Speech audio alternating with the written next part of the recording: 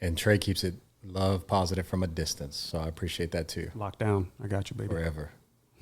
So You need some positivity in your life. Y'all both I'm provide talking about everybody needs positivity Absolutely. in their life. Like, fuck that shit.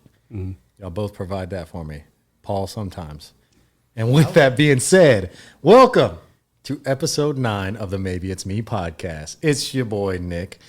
Across to my diagonal is my dog, Devon. Yes, sir. And as you can tell, we have a new person in the hot seat. His name is Tre, a.k.a. the Sleepwalker. We discussed Tre in episode 3, I believe, 3 or 4. Tre is my childhood best friend. I've known him since 7th grade. We go back, like way back, like 4Ds on a Cadillac. I thought it was 4 flats on the Cadillac. I don't know. I fuck that up all the time, honestly. I just like the way it sounds. Like with Way these. back in the time. Facts. And then, of course, the man behind all of this, making it happen. Paul, how are we, sir? How's it going, guys? It's going smooth. It's going smooth. Yeah, welcome, Tre. Tre, how you feeling, bud? Doing well. You already know I'm nervous. I'm not a public speaker, and I'm socially awkward nowadays because being in Alaska, just been isolated, haven't talked to nobody.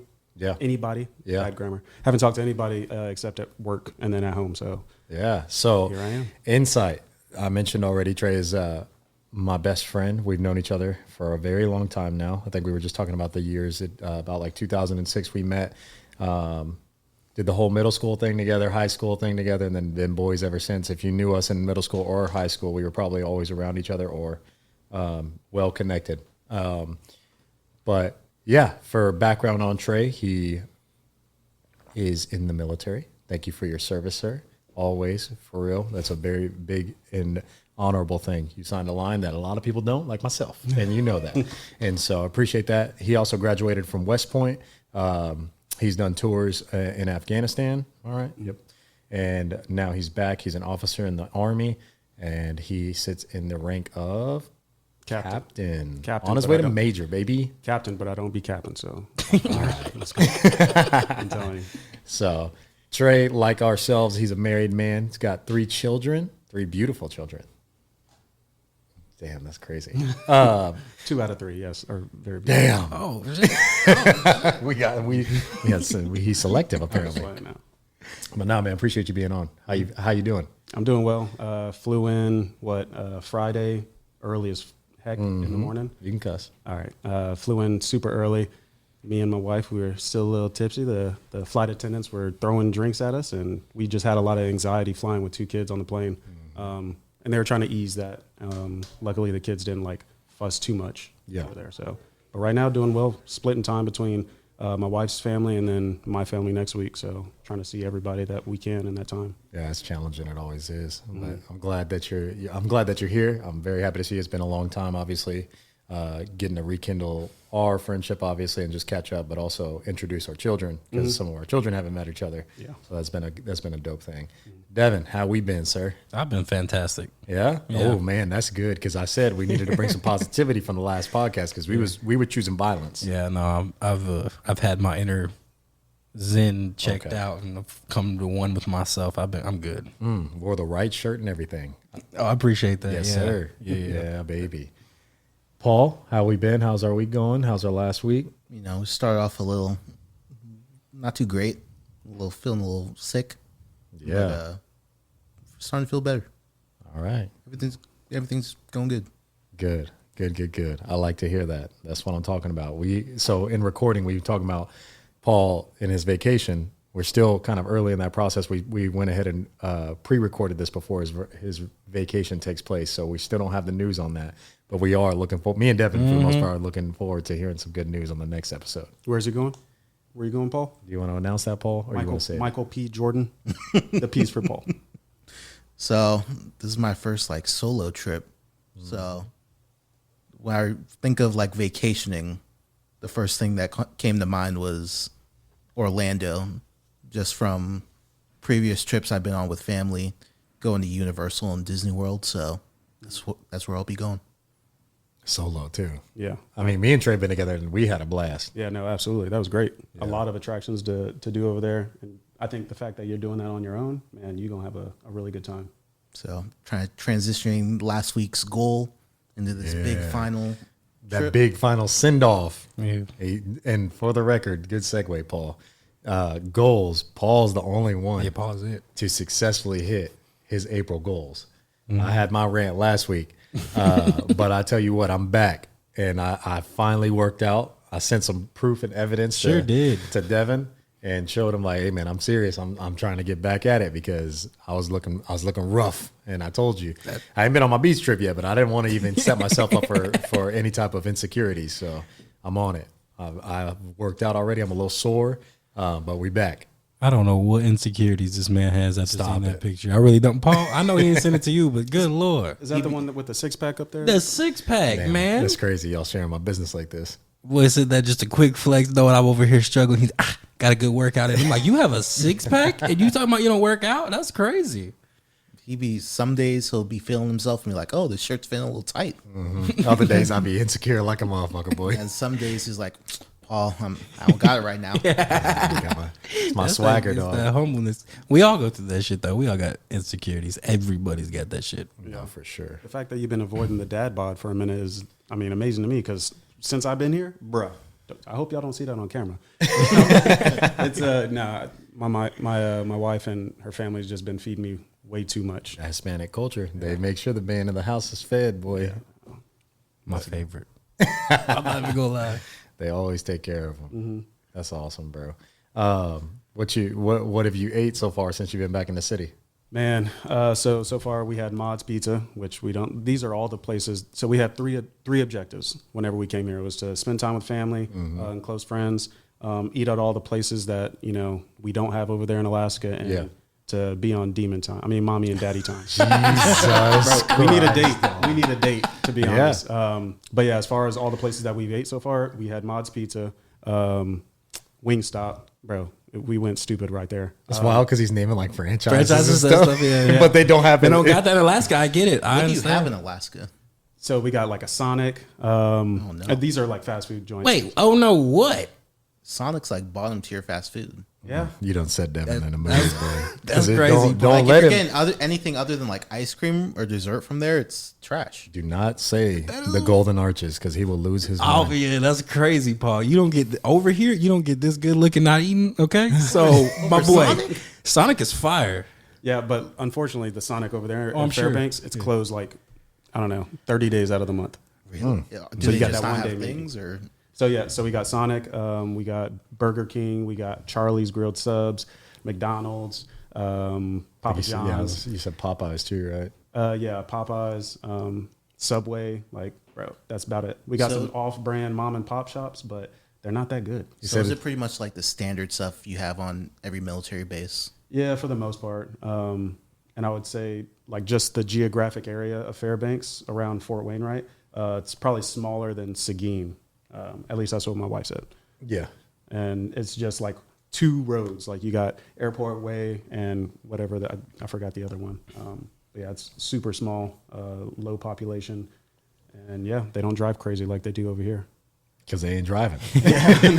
y'all in that darkness of the tundra. Dude, whenever the streets get like super icy and stuff, I'm talking like, I'm super thankful that I haven't hit a car yet because I'd be swerving. Yeah. Oh, Lord. And it's in, so, like he's in, you said 90 days of night? No, it's about like 8 months out of the year. It's either like super cold. I'm talking like negative 50, negative 40. Yeah. That's almost incomprehensible whenever you're from San Antonio. All right. So, and Couldn't then find me in it. No, it's fucking crazy. And then it's like 8 months of darkness as well. So it's not like complete darkness, but I think the winter solstice is around December 30th. Yeah. Where it's like the darkest period.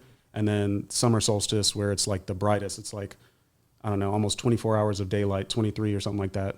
Sometime in like the summer, maybe July. So Damn. and that's fucking annoying sometimes because in the dark periods, you have to be popping vitamin D. Yeah. So, even going into the summer times, you got to make sure you got the blind curtains or whatever, the blackout curtains. I'll be walking out looking like Edward from Twilight, boy. But I wouldn't even want to know how I would look. I would look awful. Glistening. Yeah, no. And then, it just throws off your whole, sleep schedule. Absolutely. I don't your know how you circadian do it. rhythm. Because like here, you know when that winter start to hit here, I ain't gonna lie, it affects me sometimes. Like You be that, going into hibernation? I'll be getting that like that seasonal. I don't want to call it depression or whatever you want to call it, but if I had to deal with that shit for 24 hours for 8 months, no, absolutely not. Yeah. It's tough up there for sure. I do like it when it's like sunlight though, like that. Mm-hmm. That's how it was in Greece.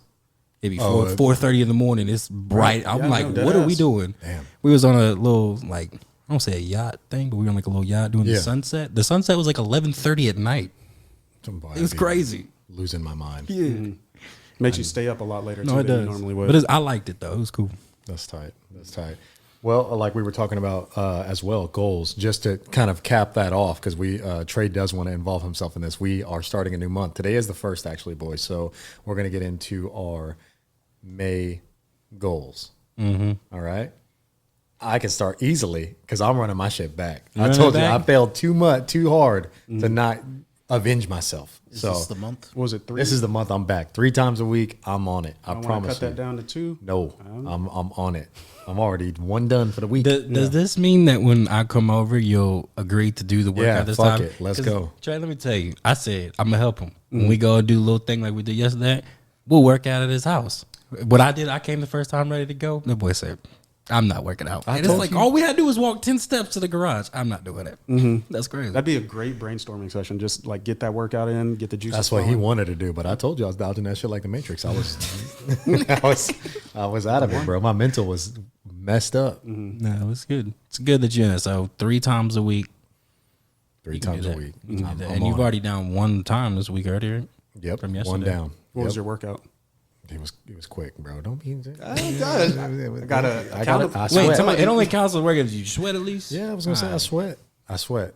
I did a couple rounds of some push-ups. Oh, you told me. Some curls, triceps, mixed with a bunch of stuff. I'm closing my eyes and shit, trying to remember. And then I know I hit the bench. I always start off with the bench. It just kind of gets the mojo, the testosterone going, I guess. So it was a bunch of that, but. Like I said last time when I started in April, it'll definitely be cardio based. Like I'm a runner by heart. I've always have been. So yeah, you got that air assault bike in there. You got that. Is it a Peloton? Yep. Yeah. Got a Peloton. Do you have a rower? I'm counting my shit up. I'm thinking about the workouts that I'm gonna get in with you. Oh, that's crazy. Yeah, set up a circuit or something. Let's do it. All right. We gonna get it. Look, y'all making me not want to do this shit no more. I'm just playing. Devin, I'll go to you, bro. What's our May goal? May goal. I'm gonna read this book. I found this book I'm gonna read. Bet. Laws of Human Nature. Ooh. I don't know. Have you read it? Yeah, I've heard. Yeah. I'm right. I've already started it. I'm trying to that's gonna be my whole goal. I want to read that. See how much I can learn. I feel like it'll help for sure. Sometimes it's supposed to be like a self-development book. Mm-hmm. We'll see. Like I said, need to work on my inner self. What's the theme about it? First of all, I've only started, like I said, started yesterday. It's like chapter 1's about narcissism. It should hit everybody right in the fucking face. It did kind of be like, I told you that everybody's narcissistic. It just depends on what scale Facts. you are. And I was like, you know what? Now I think about it, I could probably be Everybody has a narcissistic little bit one of time. narcissism. Yeah, I'm pretty sure. Yeah. So A sense of self-importance, and like sometimes it's not always about you. facts. No, 100%. So I've like learned that, and I was like, I've already started thinking like, I have to like, okay, I get that. I did not. It opened up some things. Just chapter 1 did, and I was like, I'll be trying to tell Paul to read the book I've been asking him to read, but he don't want to. what book? Ego is the Enemy by Ryan Holiday. It's like my favorite. It changed my life. That book changed my life for sure. Nick swears I have the biggest ego. I think he has a big one. Paul has ego? I have a gigantic ego, but that book. I believe that one. About Paul, I don't know. Okay. How does Paul have ego? If that's an ego, that's the most private ego I've ever seen I'm in my just life. saying, once you read that book, you start to understand that like ego is in a lot of things and interactions, and it's not like ego. Everybody likes to confuse like confidence or like very like strong approach to like, oh, you have a strong ego. Like, no, bro, like ego can just be getting defensive about anything. That's your For ego sure, speaking yeah, up. Like yeah. people get that shit confused all the time, and like that's why we're trying to explain to Paul, like just because you don't stand like in confidence doesn't mean you're not egotistical. Mm-hmm. Like if you stand in like, oh, first of all, you can't sit there and say when somebody's confronting you about having an ego and you're like, I don't have an ego, you do. It's like, bro, You just that's your ego. Yeah, like proving my point. Yeah. So Okay. Paul, you don't have that big of an ego, I guess. I assume, Paul, your main goal is not to read Ego by Ryan. What was the name? Holiday. Ryan Holiday. Ego is the enemy by Ryan Holiday. That's not the main one, but He ain't gonna do it.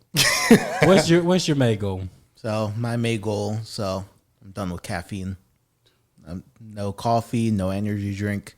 So That's a big one, bro. It's hard. ever since I started working and going to school, like 4 years ago, I would just be relying on like an energy drink or coffee, like maybe before work to wake up and then after to like do schoolwork. Really? But now that Well, he would go to school till like 11 at night, 12 at I night. had night classes. I don't know, I just learned that I'm like different than everybody. I don't drink caffeine.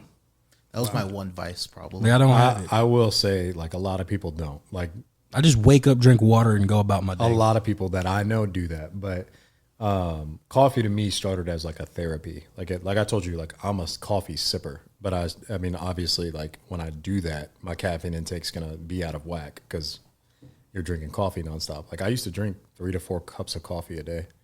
Jesus. And so like it wasn't on like giving me energy. Like my caffeine intake has been always weird. Like I used to be able to drink a bang and go to sleep like in the same hour. Yeah, no, that's So my crazy. caffeine has always been like really out of whack. And so when I drank coffee, like I never really felt a kick. Like unless it was like an espresso, like a double shot, triple shot espresso thing. Like, but for the most part, I just drink coffee just because it's like therapeutic. It gets me in a good mental. Yeah, Paul, I would say I think that's a good goal for sure because me and my wife, we drink caffeine, like I'm talking 300 milligrams, like at, I don't know, 1700, 5 o'clock p.m. It's like I'm over here doing the math in my head, man. What he's talking about? At the 12 hours. But yeah, we drink that like, you know, in the evening time just to stay awake later and spend more time together. But yeah, no, I drink that heavy stuff. So. Yeah, and I kind of found myself doing that exact same thing. But I was like, and Nick would say it all the time, like, what do you need that caffeine for? Yeah. What are you going home and doing that needs that? So. Yeah, I was just trying to encourage him, like, you know, going overboard in caffeine. And Paul knows this, and like, I think I told this to both y'all off camera, but like, I had like heart issues from drinking energy drinks. Yeah, and I had to go like get checked out because like that shit was fucking me up. And I think it's like honestly messed up my thyroid and a lot of stuff. So like health issue wise, like it ain't nothing like stupid serious right now, Yeah, but like but it is a it big was deal gonna- that it was messing me up. Look up angina. Yeah, no, I mean, you're talking about that too. Yeah. Like it's definitely like energy drinks are obviously, Devin, you don't really have a concern for because you don't do it, but it is a big deal. No. And like a lot of people around our age groups, like they do nothing but I drink know people energy that drinks. drink Like, tons of them things. like I just don't crazy. get it. I've had an energy drink one time. That shit made me feel like I was about to fly in space. I like it made me jittery. but you do pre-workout too, right? Or no? No, I thought you said you took pre-workout. No, I used to like do pre-workout, but I got high blood pressure, so I just don't do anything that raises it. And I still got high Oh, blood yeah. pressure. So I've been trying to encourage Paul, but I'm glad he's making this a goal because it is a big deal. To, like, So are you quitting cold turkey or you cutting back? Yeah, because you can get headaches. If I'm about to say you can do the So caffeine like this headaches past I've been week hearing where I've about. been complaining about having headaches and stuff, that's Oh. because I like completely cut it out. So my head been hurting and a bunch of other problems. But today's like the first day I'm like, okay, everything feels back to normal. I actually felt like I had energy going through the day.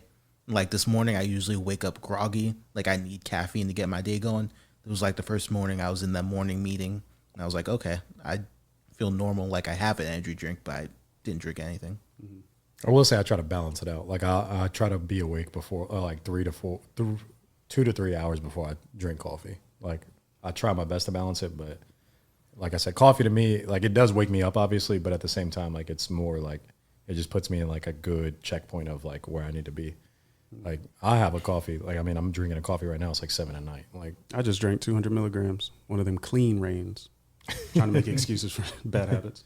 let's shout out Paul and then Trey, of course, joining us. Yeah. What you got? So my goal for the month of May is, so about a year and a half ago, me and my wife, we bought a 10-man tent. Yep. With the intent to go and camp and blah, blah, What blah. you did there? Yeah. But we never got it out of the box. It's still in the garage, year and a half later. So right now, goal for May is to at least set it up in the backyard. That's small wins, honestly. 100%. And then also hopefully to actually go to Denali, which is one of the, I think it's a national forest, but go hiking, which we love to do. I got like this little backpack for TJ, and then Mario will probably like baby wear Mason. So go hiking and then camp out there for like overnight or something. Maybe That'd be so dope. That'd be dope. Bro. Yeah. So dope. I mean, luckily, I'd never do it, but that'd be so dope. Taylor stays trying to get me to go out there. I'm just not with it no more. what? Because the bugs or the animals? Yeah, I'm just not. Have you never gone camping? I have when I was younger and stuff, but nowadays I'm just first world. Oh, you got I have too many luxuries. Yeah, in my life. I got to. Yeah, you got a bow and arrow in your garage. I mean, yeah, go hunting? I hunt and stuff. Yeah, like I'm in the woods, like, but it don't mean I want to stay out there for 24 hours. I mean, visits and then leaves Yeah, immediately. like bro, I'm trying to get what I need to eat and get out.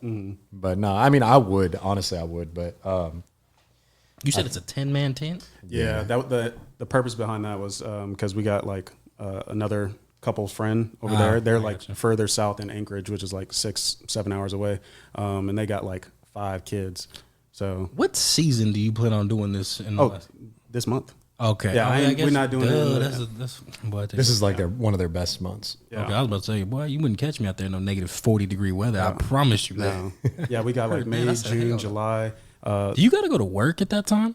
Like when it's negative 40, you got to wake up and go to, Yeah, it's insane. I'm like the SpongeBob on the Krusty Krab pizza episode. Like, bro, it's very windy and cold. Your hands, you have to like they That's give you wild. certain gear to wear. Like, and if you caught not wearing that gear, you can get in trouble because you can get a cold weather injury like chilblains or frostbite and stuff like that. Bro, they were doing a freaking class where he had to take a plunge into the water. Oh yeah, the polar plunge. That was fun. I was actually on leave then, so I didn't have to go do it, but I just wanted. You did it with your company, right?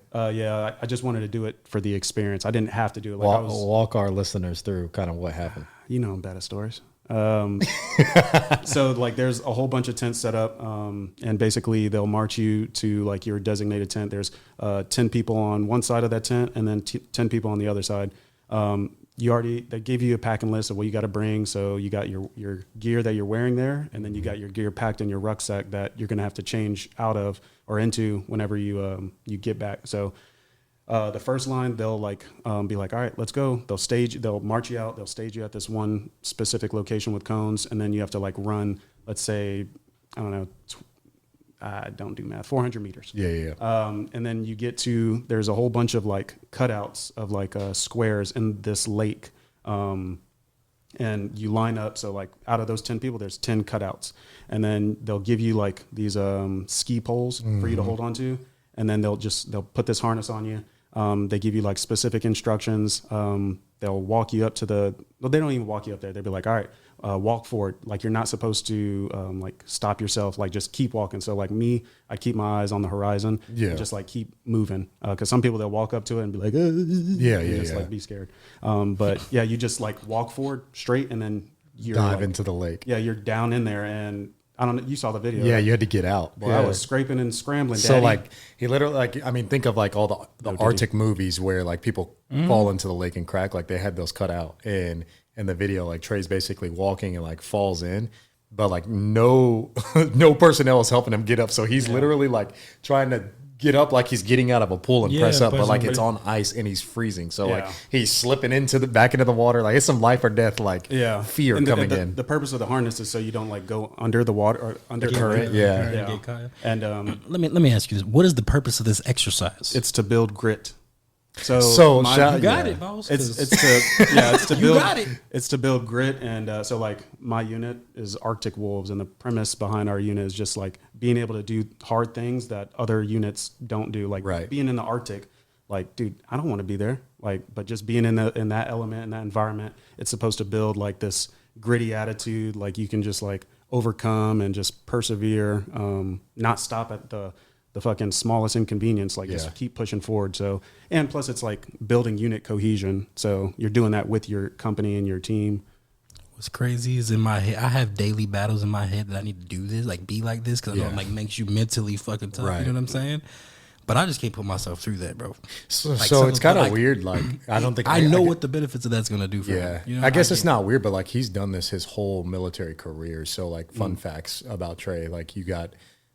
He's airborne. He's airborne for like no. I told him you're airborne for no reason. He just did it because like it's he's just like I want to. Well, you get the badge. I want to. I want to push myself is basically what he said. So he basically went to the training, jumped out the plane with the whatever. Yeah, you got 100th and whatever division you are. Yeah. And you weren't part of this division? Like, you just did this just because? No, you can. Yeah, so you can. A lot of people that like you, if you're going to Ranger school, you have to be airborne qualified, or if you're going to a specific unit that is an airborne unit, you have to be like airborne qualified.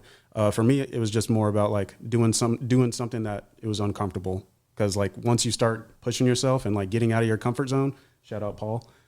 Then that's when you start to grow, in my mind. No, for sure, facts. 100%. I love that. But I didn't realize I was speaking to David Goggins Jr. Bro, and like, so for real, so the worst one he's done is his EFMB badge, which is like a really prestigious medical badge that he has. Like, I'm not trying to glaze you because you know me, but I mean, at the same time, I'm gonna give you your flowers. Where you do push yourself hard, but like really just walked him through what the tests you had to go through on the EFMB badge was. First of all, he did it in like 110-degree day. Well, the EFMB, so I enlisted in 2010, right after we graduated high school. By the time it was 2011, 2012, had already gone through like your individual training that you had to do, got to my unit. And yeah, the expert field medical badge is something it's prestigious in the medical community, but not so much like other branches or other MOSs. They don't give a fuck about that. But a main reason that I want to do it is because both my parents had tried to do it when they were enlisted. So my mom and dad, they were medical MOSs. They both tried. I think my dad tried once, he didn't get it. My mom tried twice, she didn't get it. So like trying to break that barrier and push myself, and like I got it. I was a first time go. I got it. There's 3 lanes. One's like a medical lane where you got to like treat a casualty. Man, this is like a while ago. Yeah, so it was a long time ago. So excuse me if I fuck it up, but there's a medical lane where you just treat a casualty, you triage them, you do a whole bunch of stuff. The second one is like maybe patient evac or evacuation. So loading them up in a certain military vehicle or dragging them to a location and performing first aid or whatever. And the third one is like weapons, moving under fire, calling up a 9-line, using a radio, that kind of stuff. And then also you have like a day and night land navigation course. So you go out during the day, find X amount of points. You have to learn how to fucking read a map and then plot your points. You got to plot your route, look at the terrain features and blah, blah, blah. And Devin's not feeling it at all. And then in the night, you have to do that as well, but under a red lens. Dying over here. I'm sorry. No. Devin doing, he's going. It's respect, bro. Like, trust me. I just, you over here plotting like Lewis and Clark plant. Like, so like he had a crazy rucksack, if I'm not mistaken, at the end of it, right? Like, what did you do at the end? You have to do a 12-mile ruck, and like the Army standard is like do 12 miles in 3 hours or less. So if you come in at like 3 hours and 1 minute, you didn't make it. Yeah, and that's at the very end. So like, in my mind, you better push yourself real hard because you just went through all these like lanes. You just went through day and night land nav. Now it's like a 2-day thing, like 2 to 3 days, or you got like 2 weeks. So the first week is the standardization where like you got people in black hats like that have their badge holders and they're teaching you like, hey, this is the stuff we're looking for. You go through the task condition standards, blah blah blah. Like it's a really EFMB, EIB, and I forgot the other one, ESB. Those are all like test taking badges. Yeah. And if you know how to follow instructions, like, and just like do the muscle memory, like read the line verbatim, and then you like perform the action, like it's super easy. Like I was studying hard as shit. Like I was fucking waking up saying shit in my mind, like out, like sleepwalking basically. But I was sleep talking at this point. Yeah, like I studied so hard, like I almost started having nightmares of like blah blah blah blah blah. Like yeah, it was just. So he says all this to obviously say like he enjoys thoroughly pushing himself past the boundaries of like where either his family history has been, but also just like, in growing up. I mean, there was a lot of things that you were a military brat yourself. So you were a little, I don't want to say sheltered, but you were also just like structured, way more structured than my stupid ass. But like, you realizing that you wanted to kind of push past the things that you were sheltered on. Like you didn't really get to play sports all that much because you were moving around all the time, things like that. So I think you've used your adult life to really try and push the boundaries, and it's a good, obvious platform for your children too. Like, one cool thing, I mean, obviously he went to West Point. The fun fact about Tre is he graduated from West Point at a later age. It's not to say that he failed or anything, but he was in the military. He was prior enlisted before he got accepted to West Point. So what typically happens is West Point's a college. So Yeah. when you're a senior, you're usually going to West Point. Trey was 2 years into the military, if I'm not mistaken. four. Yeah, four years into the military already. So he's coming in as a freshman with 18-year-olds, Yeah. and he's 22. You know what I mean? And so it was a really weird time from him. But like, yeah. And the weird thing I would say is like whenever you first get to West Point, so I had to go to the prep school because my scores were dookie, and I had to retake the SATs and all that stuff. And then once I finished the prep school, got admitted. Like you said, normally people are direct admit, so you apply to West Point, only a certain percentage gets in. But prior service people, they have a higher likelihood of getting accepted. So once I got accepted, you got like cadets, junior cadets. So you got plebe, and this is equivalent to like high school or whatever. So you got like plebe, which is a freshman. You got yuck, which is a sophomore. Then you got Cal, which is a junior, and then you got firstie, which is a senior. So the upper two classes, firstie and Cal, those firsties and Cals, they're like basically the ones telling you what to do. Like, hey, step up to my line, not over my line, blah, blah, blah. And you got to, report and do all take this that stuff. shit like stupid serious. Oh, I bro. believe it. So these 22-year-olds, they're over here telling you what to do, and they haven't been in the military, but there's a That's very a different perspective. It's kind of like that peer leadership, Yeah. and it's like, bro, you just It's have to humbling yourself to like get like. Yeah, you got to simmer down now. Yeah, you might have been in the military, but now you're in a very rigid environment where they're like telling you what to do, and you just got to kind of check your ego. It's like, all right, man. It was a dope thing. Like I obviously tell the story of like everything. West Point, man. Like West Point's like obviously it's very historic. Like it's been around since 1802. Yeah. So and they take that shit like it's Hogwarts, bro, for real. Like it's a beautiful castle. Like it's awesome. Yeah. It's a really, really cool place to just like go tour. Like a lot of people just go do that shit for fun. But I went to go up there, see him graduate. But before that, I was there his freshman year. I believe it was freshman or sophomore year. Yeah. We hung out up there. It was plebe year. It was like February or something like that, so it was super cold. You told the story, I think, in one of your first when I was walking through the fucking Arctic tundra. Yeah. And I'd never do that shit again. But yeah, I have a lot of pride for West Point. I know a lot of people that whenever they graduate, they'll leave and they'll be like, yeah, I don't want to see West Point in my rear view mirror or anything like that. Like, bro, as shitty as it was a very like character building experience for me. I believe that. Yeah, it was super great. And I would honestly go back and be an instructor or be a TAC officer to mentor like other cadets, stuff like that. So yeah, it was good. Great so experience. Did your prior experience help you at West Point? Yeah, I would say it did as far as like the discipline. It helped me, but then it also hurt me because I'll start with the help. It helped me because I kind of knew what the military expected of me. That was my third basic training at that point. Whenever I enlisted in 2010. You had to go through it 3 times? Yeah, so whenever I first enlisted, basic training, and then when I went to the prep school, there's like a CCBT, cadet candidate basic training, and then CBT once I go, not cognitive behavioral therapy, but CBT, that's where my mind goes. CBT, which is cadet basic training. So I went through like 3 different basic trainings, and at that point, it's like, bro, like, I got it. You've been through this. It's a lot easier to like maybe stand out from the people that have no military background. But yeah, I already knew like the structure, the discipline, all that kind of stuff. So it was easier for me to adapt to that environment. Devin ain't feeling none of this structure. Yeah, sorry. No. Trust he's me. impressed by it, but I'm saying like certainly Devin is like, impressed by I will it. never ever be a part of something. You just realize what a big thing is. I'm just realizing that like I think I'm structured and organized. I think I'm doing good, and I just hear people like this man talk. I'm like, you know what? I got to do better because it ain't don't know. like that. That's You don't crazy. Nah. This stuff. We'll get into the other side of Trey. Yeah, but I would say the way my prior service probably like backfired on me is because I already knew how the military was, like being in the Army, like for 3-4 years, like, people talk a certain way in the military, and I ended up getting in trouble for like disrespect because I had a female cadet and I had a male and female cadet, and you basically on certain days you have to inspect the uniform when you're in formation. So whether checking if they shine their shoes, if they press their uniform, if they got like badges, make sure their like epaulets are straight, all that stuff. And you ask a male cadet like, hey, did you shave this morning? Blah, blah, blah. Cause you can tell, you all up in their face.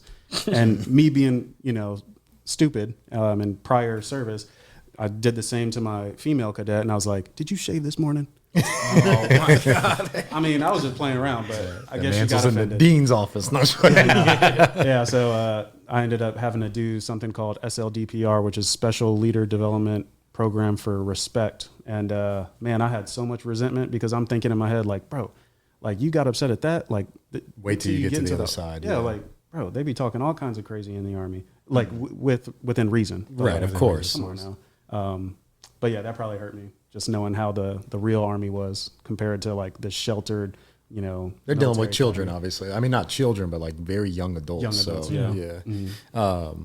No, it's different for sure. I mean, you could just tell, like, and I was kind of segueing to West Point because like one thing that was funny, like seeing Tre even graduate is like these cadets are in their most formal uniforms. And I always used to joke around with Tre, like they got like 1 to 2 ribbons or like a 1 row. Tre's sitting there with like 4 or 5 rows, 3 rows of ribbons, but like another big badge on the side, airborne on the other side. And it's like, bro, like it's crazy of a difference when you're doing that. So it's funny to see, but it's also dope. I told him like that crap looked cool. Yeah. And don't get me wrong, there are so many other cadets that have, you know, that went to West Point, especially in my class, that were prior service, that, you know, were Ranger qualified. Yeah, no, there was some dog. There's some.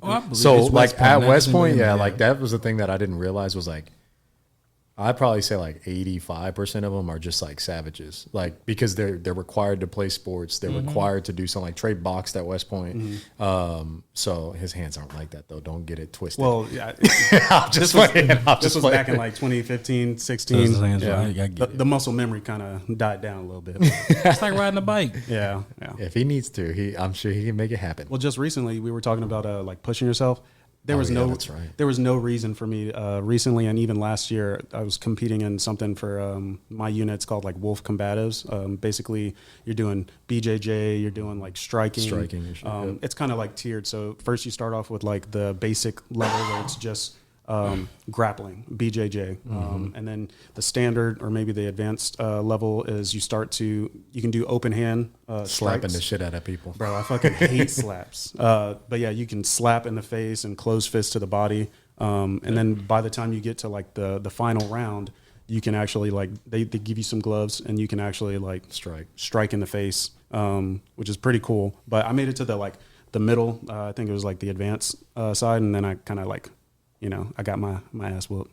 I didn't lose tapped. Though. I'll tell you, or the round ended. Yeah, he got me in a cross collar choke, and I should have been fighting his hands, but I just he got it happens. Yeah, but I didn't lose though. I promise.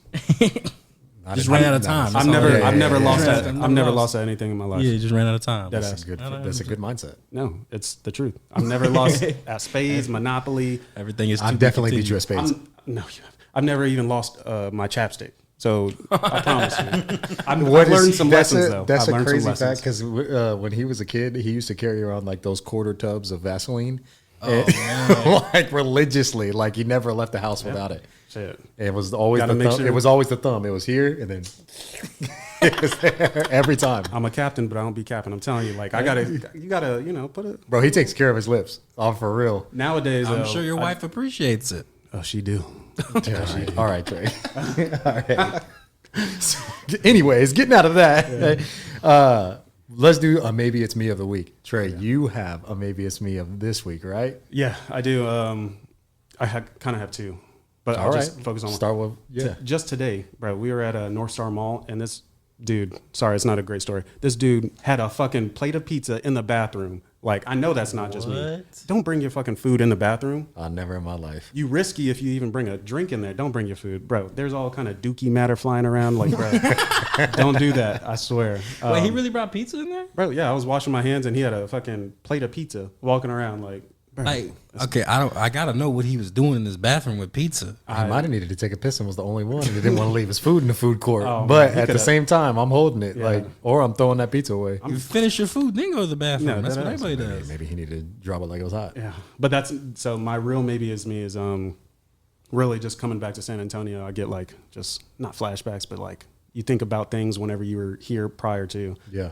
So whenever TJ was first born, me and my wife, we kind of like set certain rules with family members, like, hey, no kissing on the mouth. You know, he's a newborn, and this is like almost around that COVID time. So, because he's 2.5 right now. So like COVID was a thing, but it's dying down. But still, like it's not even just about COVID. It could be the flu. It could be herpes. It's anything. Like, bro, don't be kissing on my child's mouth. Herpes, for the record, is a very common thing. I forget what they call it for children, but it's a very common thing with newborns. Like you legitimately shouldn't be kissing babies. That thing can spread. I forgot all what it's over. called. Yeah, but like it gets bad.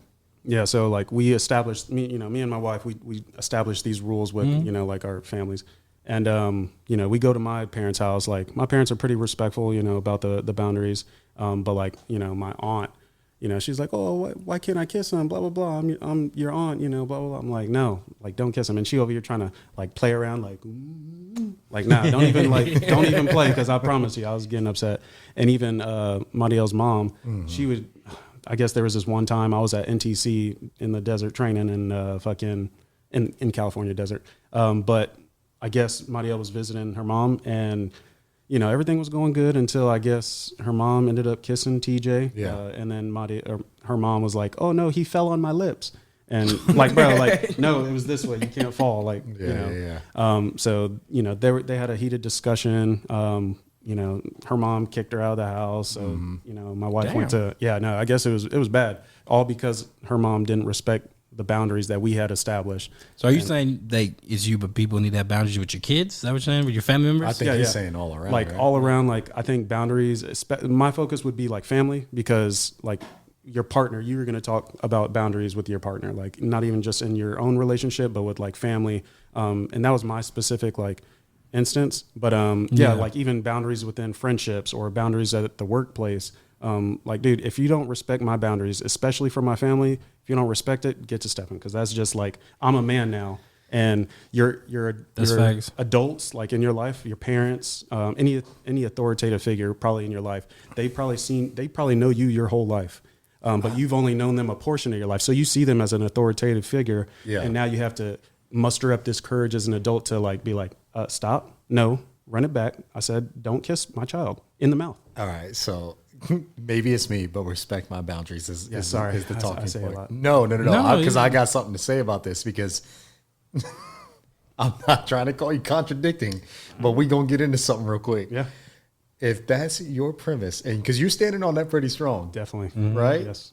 What in the fuck was your problem at my bachelor party? All right, now he got me.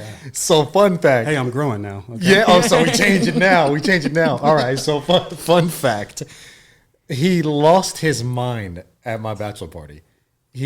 So this trait that you see is beautiful. I love the evolution of my brother right here.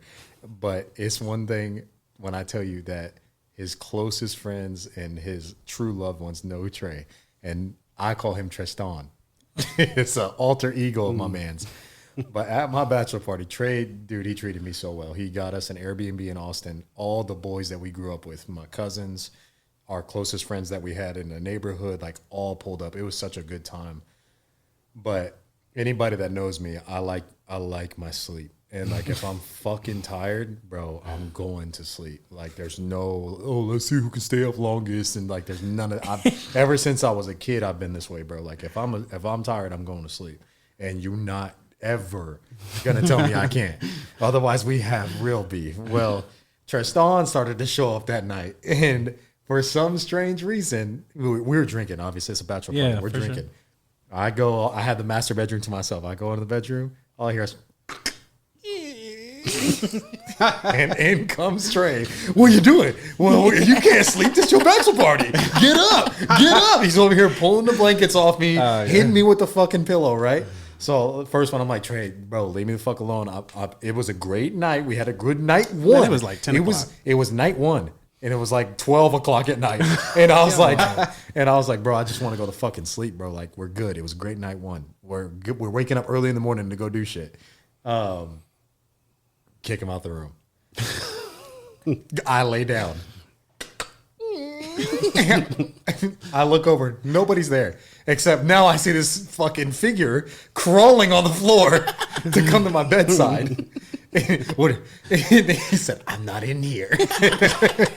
It's not me. Like some childish shit. Yeah. Right? So then I try to fucking, and then he starts coming from the bottom of the bed, pulling the fucking blankets off me. Bro, I shouldn't have, but I got up and I lost my shit on my boy over here. Are you I serious? beat the dog shit out of him that night. That's crazy. It was all body shots, but me and him were he put me in tussling. a headlock. No. That was What? later. So I get up and we start tussling for real, bro. I was about to kill my boy. I was so grumpy and tired that like I was losing my mind on him. So I did that, and Trey at that point finally leaves because everybody could see I'm pissed. And when you pissing me off, like I'm ready to murder somebody. So they get Trey in the living room, and he's now lost his mind. He's emotionally distraught that I had a fight with him and on my bachelor party because he just wants everything to go right, which I truly appreciate. But then he goes outside with the crew and he's screaming at the top of his lungs that I should be out there, like because he knows my window's right there, and he's screaming. All right, I'll tell you, I don't know about that part. He don't remember this, Captain, but no captain. I feel like personally, I'm on Trey's side. I get it, but Like, bro, I don't- I'm me. I'm me. Yeah. I hear you, and but Trey it's, knows it's that. like a And I'm me. one-time thing. Facts. It's like You a said what? one-time thing, Bro, man. we had already gone out. Like I had gone to 6th Street. Like that's why I said it was midnight, but it had to have been later. Like it was, bro. We had gone to 6th Street already. It was a good night. I definitely say that. I just pushing boundaries. Bro, he's good. He's fucking mental when it comes to this side. I'll tell you more as we get through this podcast. But so he's screaming at me through the window about like I just want him to have fun, and he doesn't want to have fun. I said like Trey, I've had a blast tonight. I'm ready to go to fucking sleep. And so he's screaming. Obviously, like we're in a neighborhood, like so we got to keep it down. Fuck him. And that was his mental. And so I go outside, and you know I had to ask him if he was ready to be a big boy, and he started screaming at me again. So I put him in a rear naked choke, and I choked my boy unconscious. That's crazy. I choked him unconscious in front of everybody. Unconscious. No, at that point, I just started getting a little teary eyed. I'm like, God damn. My boy did that to me? I'm on. He don't love me no more. That's crazy. I'm not gonna lie. If I was there, nigga, I'd have jumped in on his side. I don't think you would have because everybody there was on my side. I laid on the couch, man. I called Marielle up. I'm like, he don't love me no more. He hates me. So Trey, as much as I understand leaving. pushing boundaries is a big thing, Trey doesn't believe in boundaries with me for some reason. I And maybe his wife too. Oh yeah, no, fuck her boundaries. See? That's my baby though. So, but I understand. I do agree though, for the most part, boundaries are important. But like, I don't know. I feel like even Paul like can say like, I don't have a lot of boundaries as a human being, especially with my friends. Like my wife and me don't have well, like we obviously have the marital boundaries and shit. But like, I'm just talking about like, I want to be here. I feel like friends should be there for each other no matter what through thick and thin. So like, when my wife, there's like, I'm not holding anything or any like thing like that. That's what I think about boundaries. But no, I definitely feel you on like, if you tell me, like you told me, don't kiss my son, I was like, all right, well, I'm not gonna kiss him. So Yeah. there's shit like that I understand. But like, There's people it's who really funny kiss coming babies. from I've you. never really kissed a baby. It's a normal thing, I think, for like the grandparents of the child. But that's the thing. They feel like, you know, just because they're your parent, that they may be entitled to. And it's There's like, there's a definite entitlement, things like that. Like they feel like they should be the first ones to watch them. They should be the first ones to do this and that and the third. And so boundaries are very like weird thing sometimes. But When you have kids, is it kind of weird or like you're kind of hesitant to tell your parents not to do certain things with your kid? Or is it just come with becoming a parent? I mean, my mom don't really give a fuck what I say, to be honest. Like, she gonna do it anyways. But like,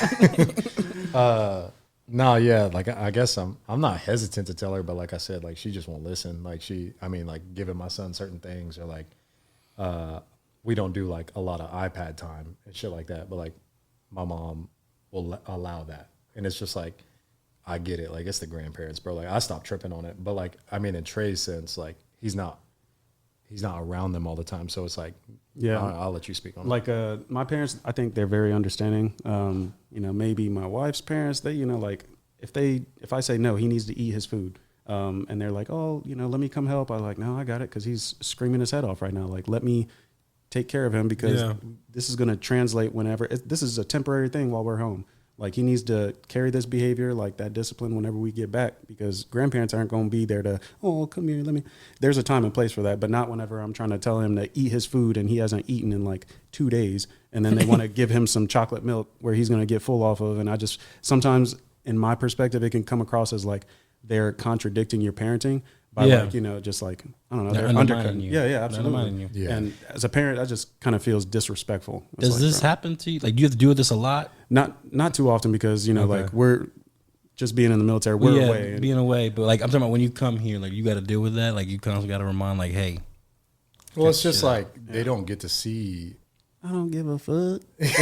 Like, bro, They don't get to see this version of you as a parent, and like they don't get to see their grandchild all that much. So it's like everybody's trying to feel each other out in the moment. Because even my mom does that. Like, and she sees my children like multiple times throughout the month, but it's still like a feeling out period of like, yeah, like I'm talking to my son, but at the same time I'm talking to this dude's dad, and so it's kind of tough sometimes to like regulate all that, and it's tough for you to regulate your parents on how you're supposed to be trying to parent your kids. Yeah. Like regardless of how you raise me, this is how I'm doing it. Yeah. So because there's certain ways that, you know, you were raised, maybe that as you grow as an adult, be like, all right, maybe I, you know, want to take a different approach or a different, you know, like for sure. It. And like I said, like for my parents, you know, they're pretty good at that. It would be easy for me to communicate those boundaries to my parents.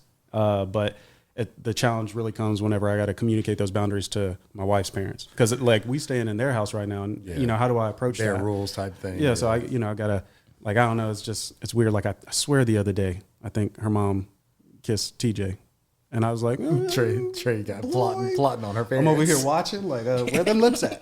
Where they going? But yeah, no, it's all right though. So segueing out of that and getting into more of a fun topic, or like just lightening up, obviously, and making some fun out of mine and Trey's relationship, we're going to allow Devon and Paul to kind of ask Trey or myself some questions about one another. I feel like this is a segment where they're going to ask Trey questions about me and how I was growing up. But what do y'all have? Paul, do you want to go first? Yeah. So Damn, I know, like I could just He's see Paul. waiting I on can it. see that Paul in that quarter with this, just like this. He was ready. He's ready. He's like, you damn right I he do. came prepared. I need He to got know a if certain notepad. things have been how you've been throughout life, or if these are like adult Nick things. Trying to tell you. Wait, what do you mean? Go ahead. What's the question again? Ask the question. So, like, first thing, has Nick always, once he refuses something, like never tried it again? Bro, I don't know how many times when we were younger, I invited him to go to Six Flags, and You won't go to Six Flags? he's afraid of heights, even on a ride. Terrified. Like, bro, Wait, you don't It's go, not the only thing there. They have things that don't involve heights. when's the last Six time you've Flags. been to Six Flags? not with me ever. Like fourth grade. It's like one of the only things in San Antonio. Yeah. I don't need it. Don't want it. Don't But care about it. I know for multiple times, like I've asked him, hey, you want to go to Six Flags or you want to do X, Y, Z? Like, no. Trey, stop asking me. Like, even the bachelor night, like, no, dude, let me sleep. You sure you don't want to get up?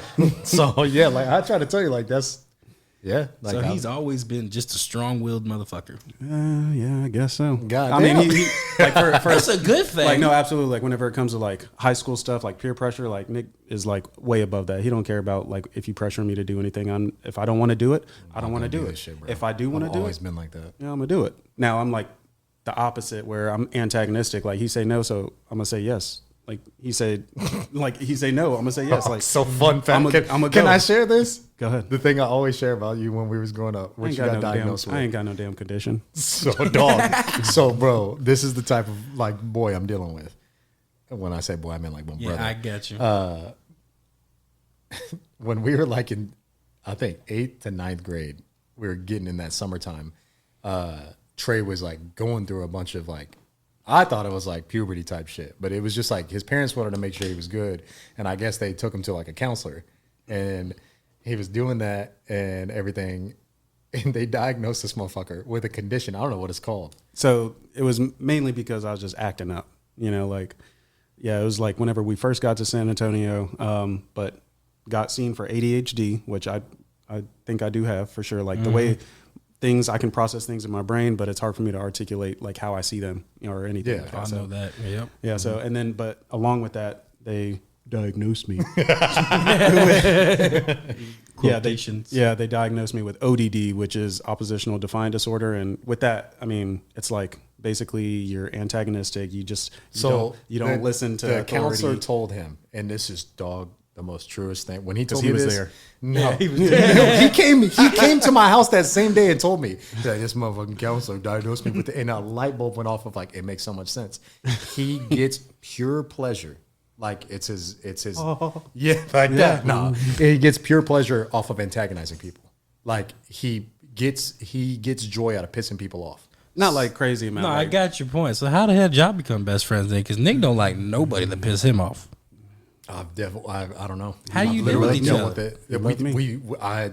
Our relationship is very black and white. Like as far as like it's an ebb and flow. Like he pushes it, and then I have to try and nip it in the bud or tell him like, bro, you pissing me the fuck off. Like back off. Like, bro, How for did real. you guys meet?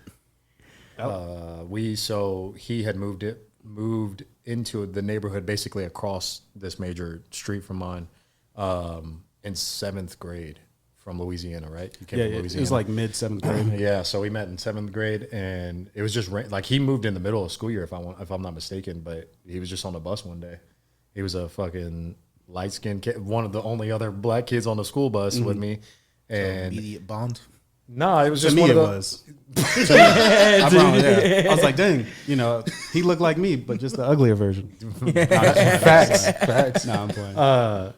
But no, it was just one of those things. Like he obviously didn't have a lot of friends at the time, and he wasn't really talking to anybody at school or anything. He was just kind of doing his own thing. And I think I just asked him on the bus, like, "Hey, bro, like, what's your name? Like, what do you do?" Like, and then one day I was just like, "Hey, bro, you want to come play video games?" He's like, "Oh, I love video games," and so he brought his fucking Splinter Cell and whatever the fuck else over. Yeah.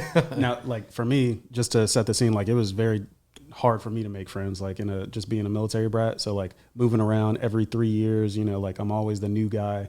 A lot of people like in like say San Antonio, like they grow up like from maybe 1st grade all the way up. So they're able to like, they know people or they know of each other, or they're able to like make those bonds. For me, it was always like picking up, starting new, being the new guy, sometimes getting bullied, if I'm being honest, just cause I'm the new guy. Kids can be just like mean. No, yeah. But by the Same way time for me, my dad was in the military too. So we lived in like Italy, Germany, and came here 9th grade. I was like, oh, this is my 3rd time being the new kid. Yeah. So I was like, I don't have, everybody else has been here their entire life. So where do I fit in now? Yeah. At the beginning of high school, where everybody already has like their clique already formed. Yeah, so like for me, it was hard to. Was that you? No. I burnt my bag. That shit was wet. I burnt my bag. But yeah, so like for me, by the time get to mid 7th grade, 8th grade, going into high school, like I had a little bit more stability. My parents were starting to like get out of the army and stuff like that, retire. So it was easier. That was like my time to like make friends. Yeah. And yeah, like I remember going over to Nick's house, playing video games, Xbox, like having to run out the back door because, Bro, I had my parents hated fucking people at that house. You weren't allowed to have people over. I wasn't allowed to have people over, so that motherfucker had to dip out the back, hop the fence. I felt like, your mom watches? Yeah. Somebody had a scout at the front door. We bro. We just car pulled up. You had to leave. No, they had to dip. Yeah, like my mom would have beat my ass like if she found out. Well, she probably like had a clue that we were doing that shit, but like we didn't give a fuck. Well, my brother definitely didn't give a fuck, but like I didn't give a fuck either. So I just wanted to kick it. I remember one of the first times like Nick, he invited me over to his house for like dinner. They were having fajitas. I didn't even know what a fajita. Had a fajita in 7th grade, which was mind blowing to me. Yeah, but it is a Tex-Mex thing. Like no, for sure. And yeah, his mom was like, "Dang, you sheltered?" I was like, "I mean, he was eating the shit out of that food thing, was good." boy. I tell you. But, yeah. So yeah, no, 7th grade, man. Ever since then, we've been boys. Yeah. What else you got? So my second question. So Nick is a self-proclaimed asshole to people. Has he always been like so direct and like not hold any punches with anybody? Basically not care about your feelings at all, right, Yeah. Paul? That's what Paul's trying to really say. I don't know. From my perspective, and like this is Tre's perspective, you got different like, Yeah. you're gonna see him a different way. Paul's gonna see him a different way. This is like high school time. Nick is an asshole. Like, I'm talking like, toilet tissue, booty crumbs type of asshole. Like, bro, why you Damn. I'm like, Fuck. dirty. But I mean, there have definitely been times where I felt a little bit more like sensitive to his approach. Especially like if we playing on the game. This is like young adult type stuff, like playing on the game and he getting upset at me because I ain't doing nothing. Because he trash. Like, stupid motherfucking bitch ass motherfucker. I know. But yeah, there's been some times that, he's been like more of an asshole, but it's not like the norm, especially as we get older and we like. No, yeah. There comes an understanding. There's no doubt. Like, I don't know what it came from as far as like maybe. I think it's just I grew up in a prove yourself world because I had like my whole upbringing was with my older brother and my 2 older cousins. So like everything was like you're the young cat, like you're the young bull. So like every time was like a proving grounds thing there, and I don't know, like whenever I'm in an interaction, like it's just like filters too. Like I can be a little bit direct because that was like the environment I was always thrown in, because it was like usually it was leading to fights or something like that. And so that's kind of what's, I guess, started it. But like at the same time, like I've just been somebody, and my mom is a lot like this. Like I get a lot of my shit from my mom. Like he knows, like he knows that's his second mama for real. Like she's lovely.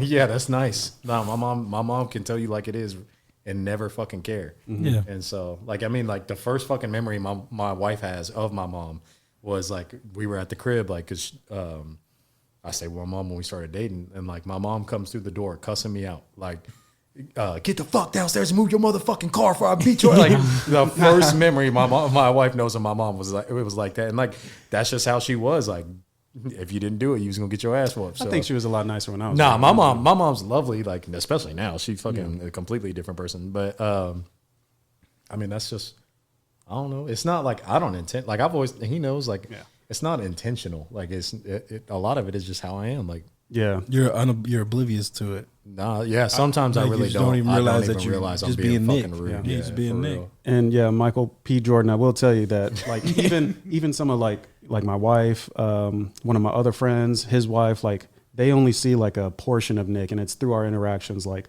so they might be like, "Why are you still friends with Nick?" You know, yeah, like, he's an asshole. A lot for sure. And I mean, I they're also like people I love in my life, but I'll hear their opinion.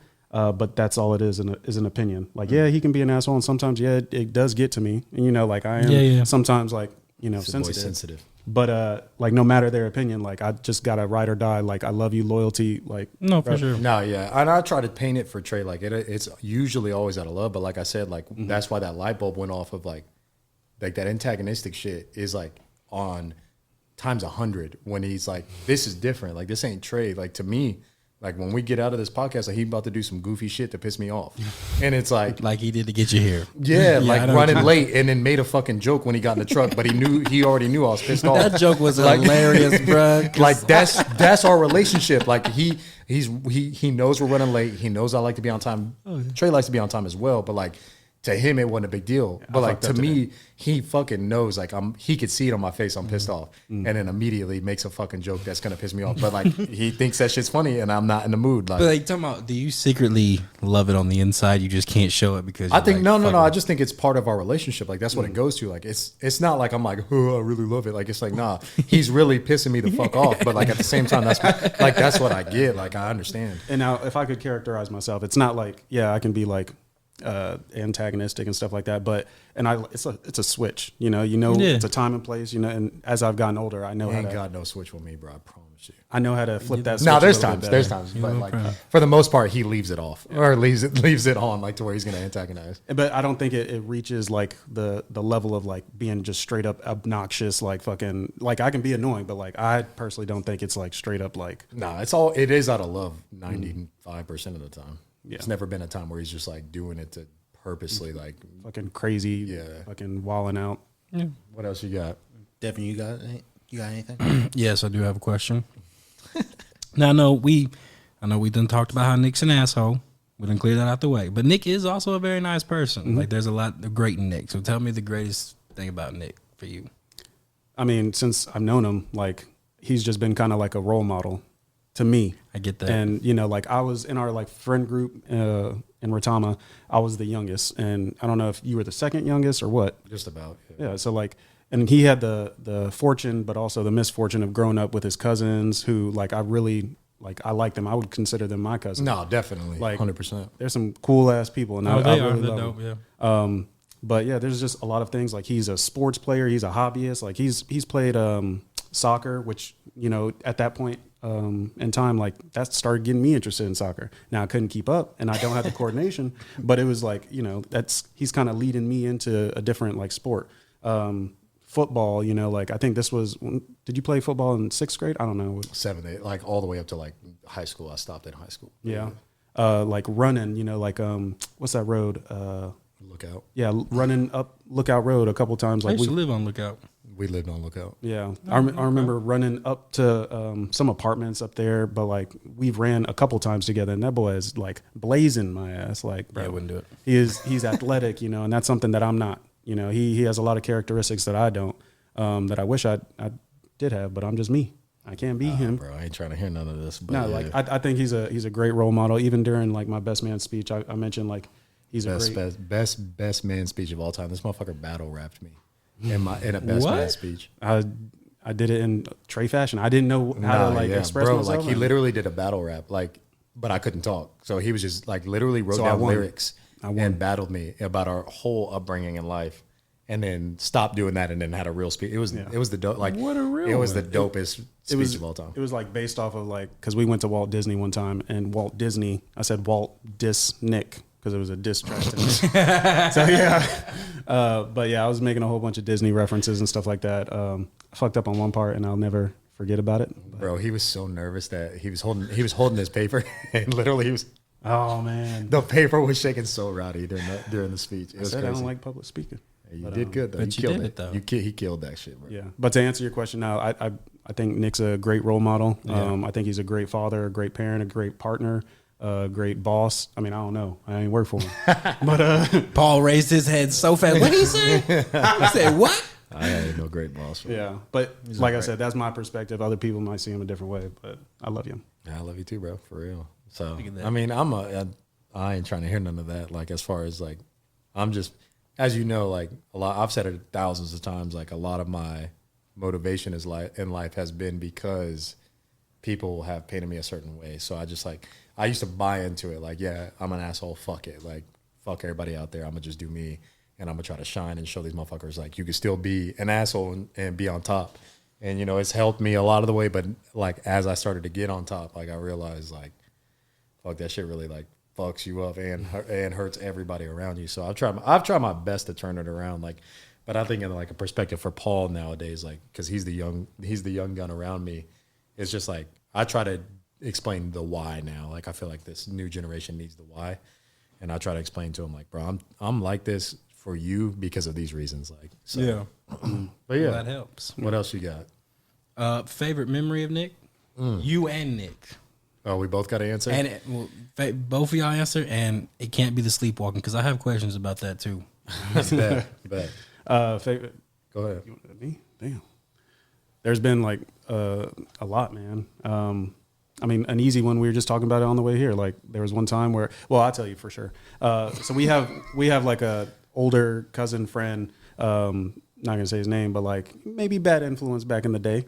Like, do I know this person? Nah, you know. He's about like 7 years older than us. But like when we were like, say, let's 15, he's 22 or something like that. He was the one that got us into OEs and Mickeys and shit. Yeah, man, them old English. So like we'd be out in his truck in front of Nick's house, and you know, just be like vibing in the truck, you know, drinking old English, you know, Mickeys, like that malt liquor type stuff. I'm telling you, bro. Like, and when they weren't looking, best believe I was taking sips out of their shit. They'd be like, "Why is my shit empty?" I don't know. But yeah, so like that'd be something like one of the fondest memories, like just vibing out in the car, just the normal doing stuff that you know you shouldn't be doing.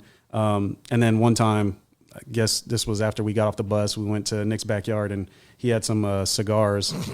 And bro, we were just talking about this. This is just one of many memories, but he had some cigars. Maybe one was like peppermint, or I can't remember the taste. Yeah, it was like ice. It basically was like winter fresh almost. Like. Yeah, and we were sharing that cigar, and it was our first time smoking, like in general. Don't make no excuses. By the time it came to me, that shit was dripping wet. He was sucking on that. No, did he? He was like, chill, bro. He was. Chill. I'm like, what the shit? That shit was super wet. We got so many crazy memories for real. Yeah.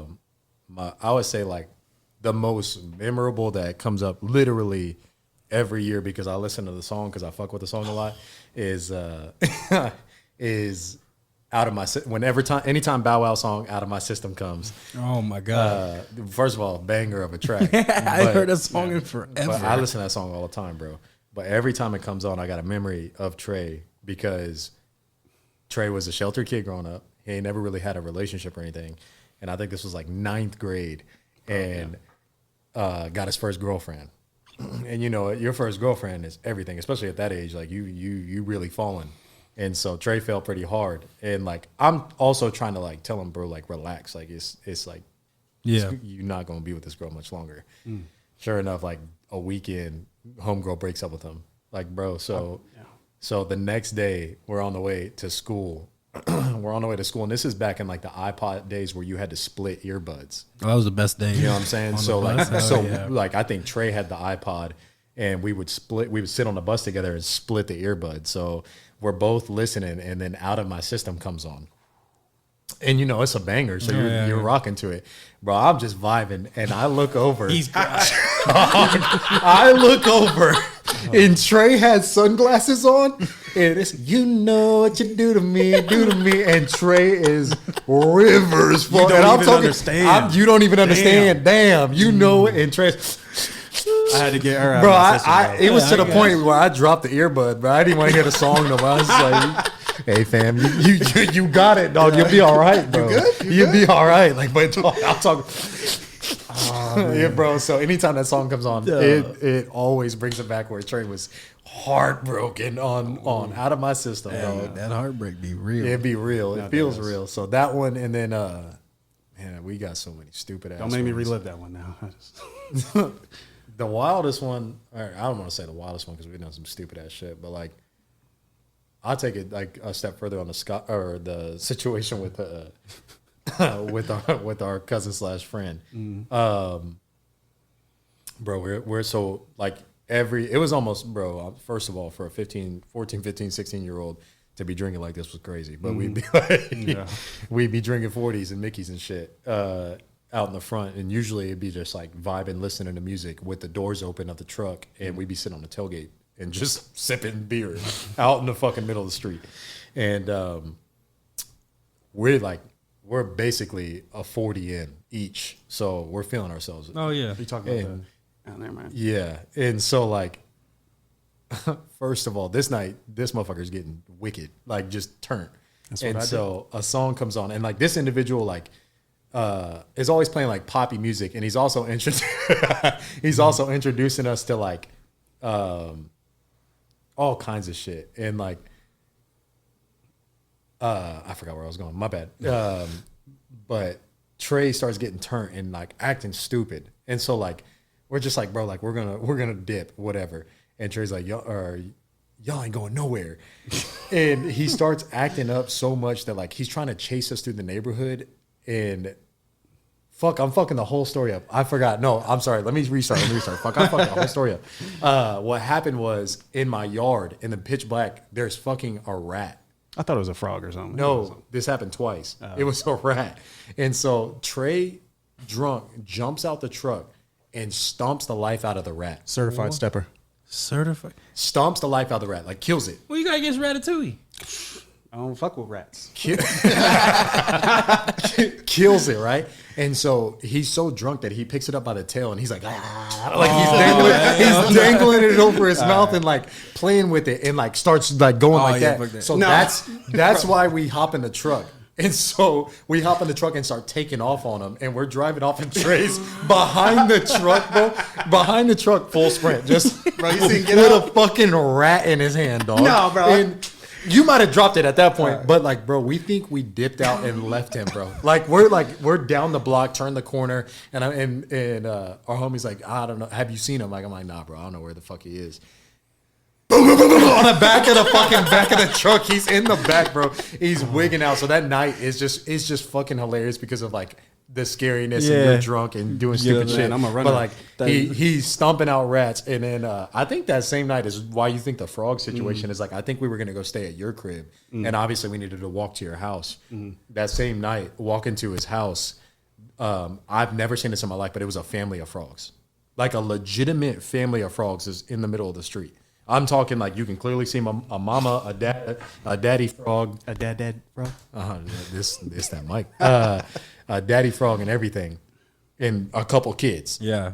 And I'm like, bro, that's wild. Like, Tre, check this out. No hesitation. Stomps them out. Stomps them all out. They were feeling froggy. That's not. Tre murdered every single frog there.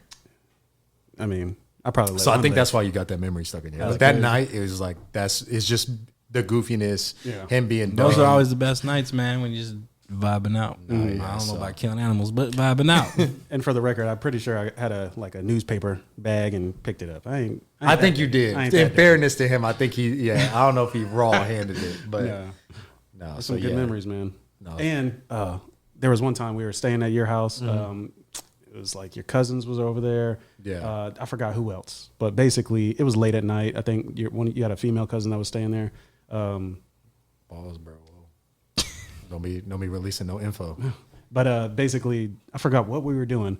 But one of your cousins was like, "Look, you about to suck the whole team, or you getting stomped out." Wait, what? He was messing around. He was messing around now. No wait, Diddy. what? No Diddy. Tre's storytelling is Hold on, so that- awful. I don't know what it came was. out All of right. nowhere. Jesus Christ. All right. He was like, "Hey, look, you Who about are to-" we talking about? I haven't saying no names. No, okay, I get it, It was but- one of my big cousins. Like right. this But was who's this was speaking? The female cousin? No, or the no, big- no, no. Well, that's when you went from He's- female Tre's cousin to. I was fucking like, this whole wait, story what? up. I'm pretty sure it's because So- like, hey, look, watch out, don't be around her. Like you about to. I don't remember, man. It was that night. Fucked that whole story up, bro. Probably. Fucked it up. My bad. So to recap, this was like one of the first times my big cousins and everybody had met Tre. Tre being a sheltered kid, they thought it'd be funny to like indoctrinate, like I jump got Tre you. in To type get you, shit. okay. It wasn't no Haze suck him us up. Haze him in. And- I got you. yeah, he was hazing, but Boss over there fucking dying laughing. dog, you done promise you. fucked up the whole vibe. He said, "Hey, you about to do something, or you about to get stomped out?" And I was like, "Shit, I guess I'm getting stomped So, out." yeah, no, so there was two options. I can't remember the first option. I ain't gonna say nothing like that. No Diddy in this bitch. But Shit. but it was either like, oh, you could do this, or you can get stumped out. Tre took it like a G. He got stumped out. He got stumped out for real. They was beating the life out of him. And then What? and then Nick, of course, at the very end, everybody cleared out Ric Flair slapped the life out of him. on my back. I'm like, bro, I thought. Oh That's man. crazy. Y'all was some assholes for real. No, dead ass. And I was the youngest, so I guess I had it coming to me. Yeah, nah. When they hear this shit, they're gonna call you because that's what you Yeah. just said is some wild shit. It's No one said absolutely wild. No, the way you explained that was not. I was like, wait, where are we going with this? I was the youngest, but now I'm the biggest. There was one story that Nick has told me about you and one of his cousins showing up to his house in the middle of the night. Yeah, Raggy? and You had a little bit too much to you drink. had a lot of drink that night. So this was like 3 years ago in my apartment. That not 3 years ago. It was like 6 years ago. Dang, he told you that story? Do you want to share to the world what you did? I mean, we all have had these kind of stories.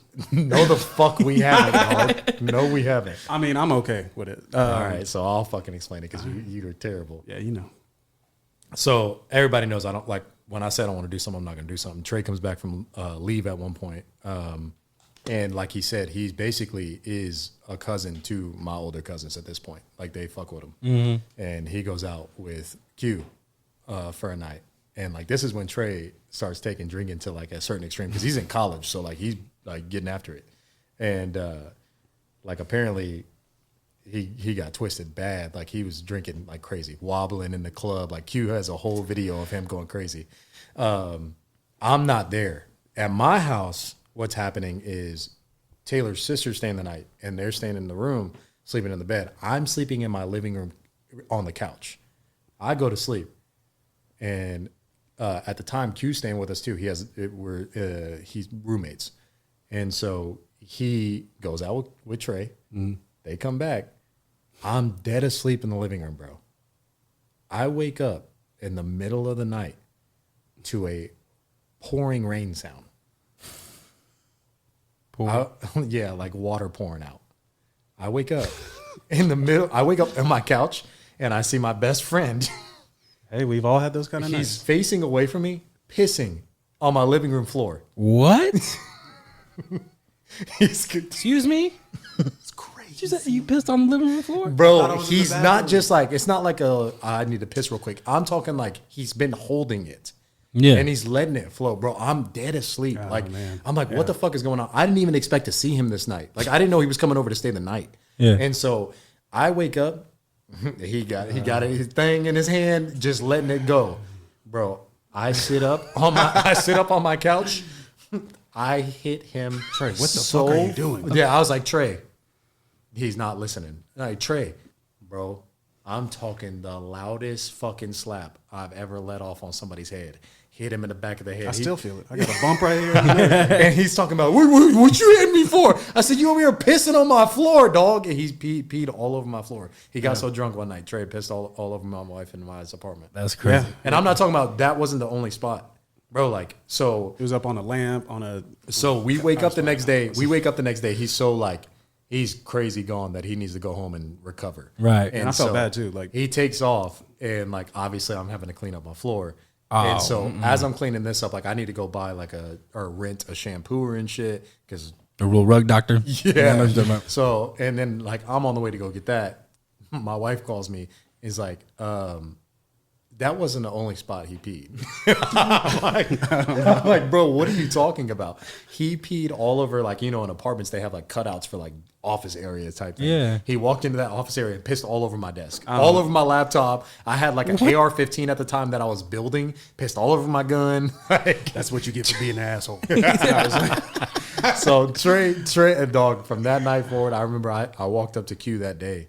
And like, bro, I pressed Q. I was so mad I pressed Q. It had nothing to do with it. Like, it wasn't his fault. Yeah, it wasn't his fault. But I told him, like, bro, if you ever take Trey out again, on God, and bring him back to my presence, like, I'll kill you, bro. I'll kill you for real. I felt so bad, like, just, oh man. Is that the only time you've done that? Yeah. I was like, because I don't know names, but I know somebody who religiously gets drunk and will piss anywhere in the closet. Yeah. Now that's an embarrassing story. I'll tell you that. Nobody want to hear about that. I'm sorry.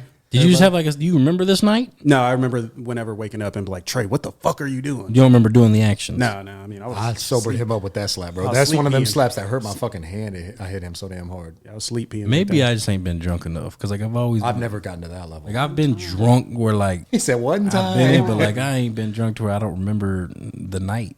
I've always remembered the night. Yeah. Always. Yeah, Trey likes to get a little wicked every now and then. Yeah, not too often. Yeah, so it's a real story. That one, yes. Damn, when did you hear that? you over here telling the deepest, darkest secrets. I thought you were three different people with the three different ways. Me too. Some of the stories that we have, like, yeah, that's what I be trying to tell you. Y'all think, obviously he's a grown man. He takes care of his business when it comes to his career. No, for sure. Like he's a super soldier in the army doing crazy things. Not even Captain America in the army. But no, yeah. I mean, that's the thing about friendships, though. Like, and I'm just super blessed and honored to, like, obviously have a friend like Trey that I've gone through some shit with. So, no, that's been fun. So story time and sharing stories is done. Let's go ahead and get out of that and segue into some current events. Paul, what you got, sir? So first one I have here is some breaking news that happened right before the podcast. Hold on. Is it about the fight? Let him fucking I just want to talk. I just want to see if it's the same one. Did I get it? Am I gonna get it? I got it. Ryan Garcia tested positive for PEDs during the Devin Haney fight. Yeah, they just announced that shit. What's your reactions? Do we know what PEDs it was yet? Not that PEDs don't stop protecting a left hook. That's my feeling. So you think he would have won? He would have won regardless. PEDs don't stop a left hook. True. They help him feel better though in a fight versus Haney who cut himself to death. Yeah. No, I said that Ryan Garcia looked way bigger. I mean, and he didn't even have to kill himself to cut Devin Haney. That has nothing to do with stopping a left hook. Like I get, like, cool, you're gonna probably get that loss. It's just off not on your an record. even level playing field. He wasn't already on an even level. He chose to opt out of cutting the weight. So like that has nothing to do with Austrain. I saw that it was Austrain. Like Austrain is just like a recovery thing, like for your blood, if I'm not mistaken. Because I'm pretty sure TJ Dillashaw got busted for a very similar substance in the UFC. Like it's a blood recovery thing, but that doesn't. Like taking PEDs does not stop your skill level. Like it does not stop a left hook. Like he would have gotten cracked with it regardless. He was not like so. It makes you stronger. You think it wasn't close enough for it to? No, fuck no. Like look at the way Floyd broke down the fight. Like if I don't know how your feelings are with Floyd Mayweather, but Floyd Mayweather talks about Devin Haney's underdeveloped jab. Like the way Devin Haney jabs, he jabs and drops his right. So what does that leave for a left person that has a cracking left hook?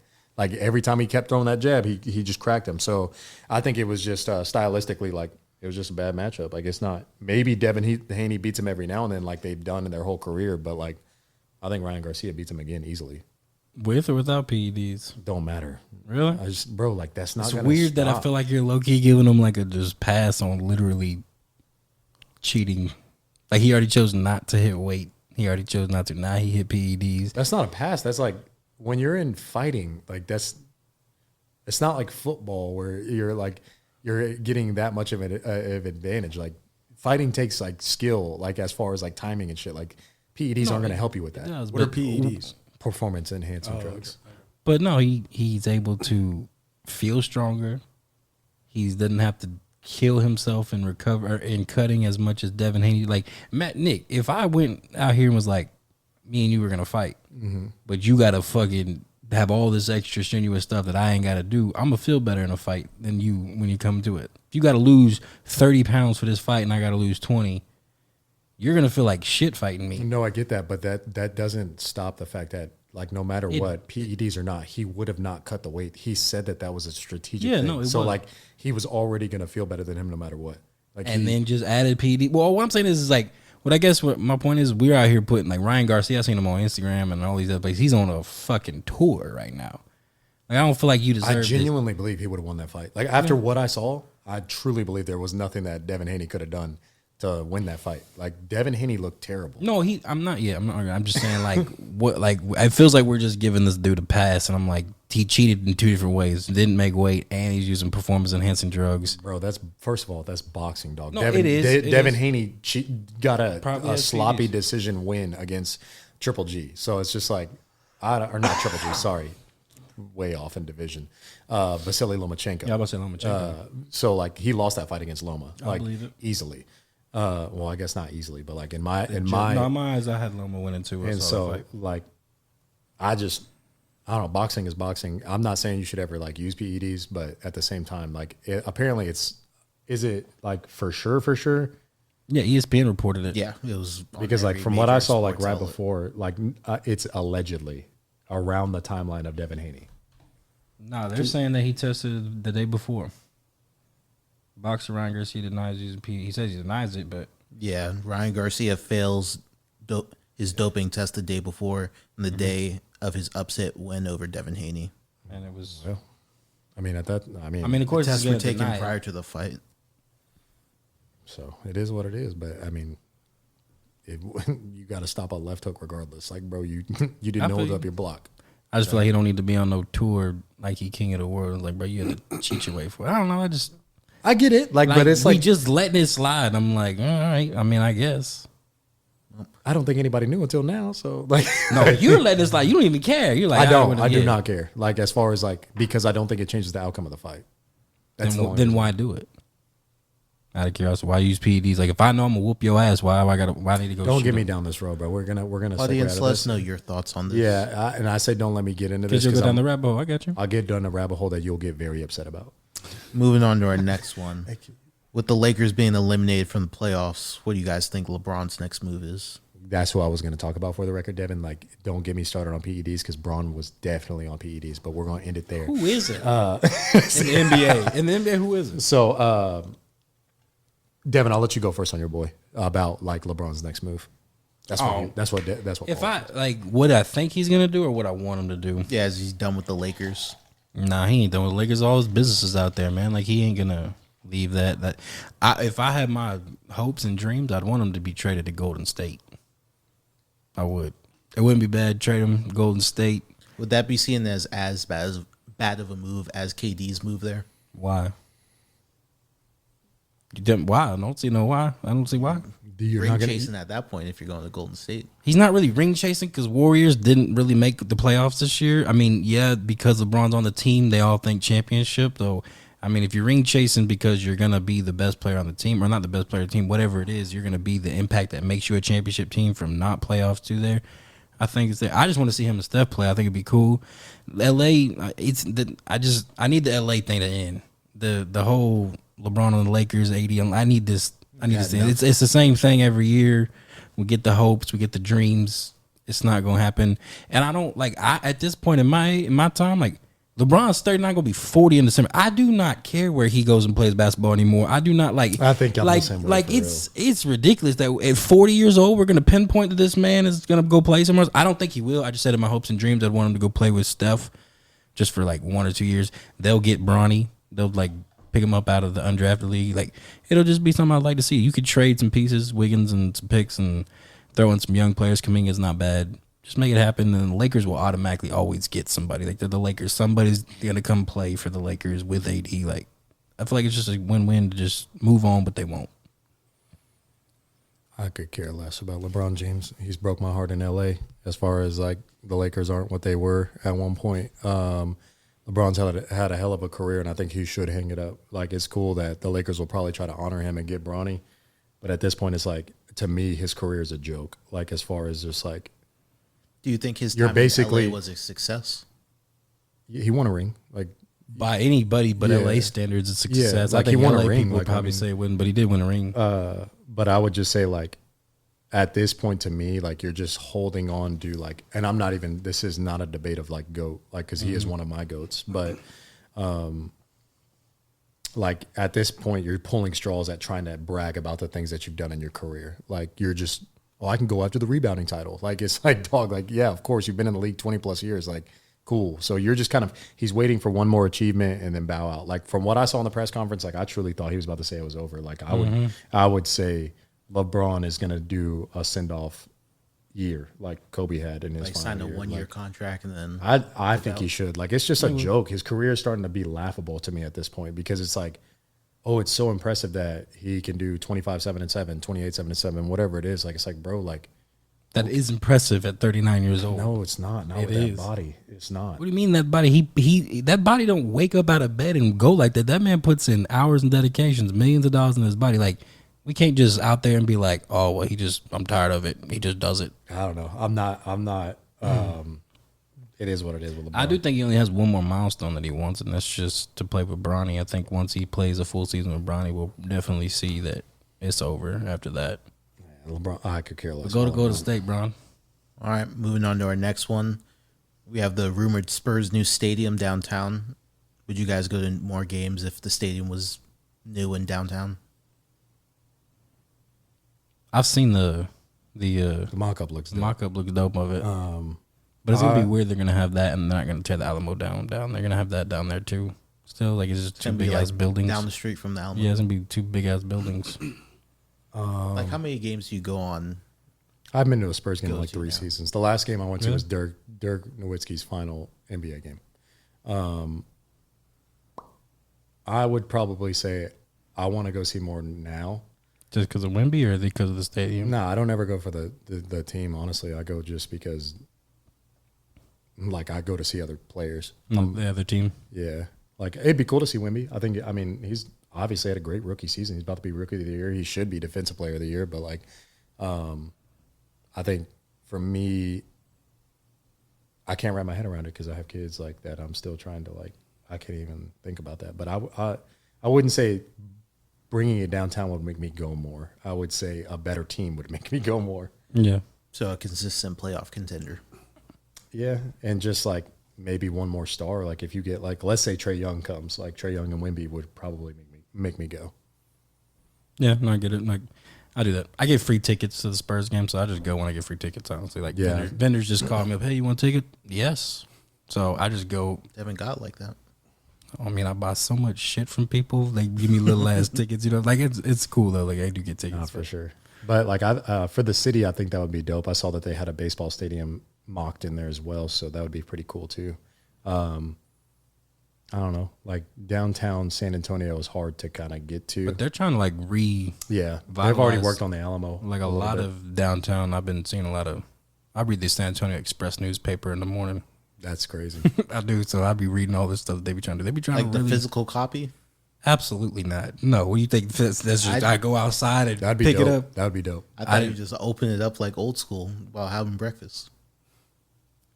Paul, I don't have breakfast. What do you eat breakfast, bro? I He wake thought up, he basically called you super old. yeah, like think I'm retired. Thinks I just wake up, put some bagels in the toaster, spread some cream cheese, and read my fucking morning newspaper. That's not how it works in my morning. I don't know what you got going on in the morning.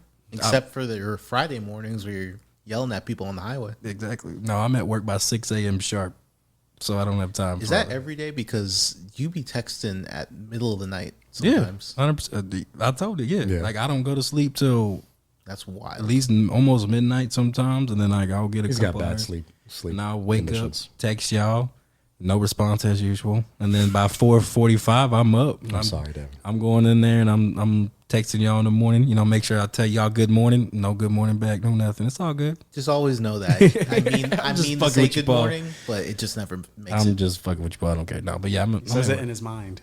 Yeah, at least. Exactly. I know. I get it from love, but yeah, no. So no, I wouldn't. I don't know what we were talking about. About the Spurs stadium. Yeah.